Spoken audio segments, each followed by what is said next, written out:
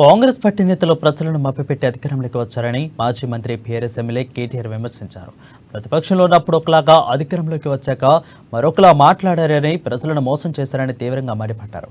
కాంగ్రెస్ ప్రభుత్వం కూడా తమ ప్రభుత్వం అనుసరించిన విధానాలను అనుసరిస్తుందని, తద్వారా గత బీఆర్ఎస్ ప్రభుత్వం చేసింది కరెక్టేనని చెప్పకనే చెప్తుందని అన్నారు. దీనికి ఎల్ఆర్ఎస్ను ఉదాహరణగా తీసుకొచ్చారు. ఇక గతంలో ఎల్ఆర్ఎస్ కట్టొద్దన్న నేతలు నేడు గడువును విధించి మరీ వసూలు చేయాలని నిర్ణయించారని ఆరోపించారు.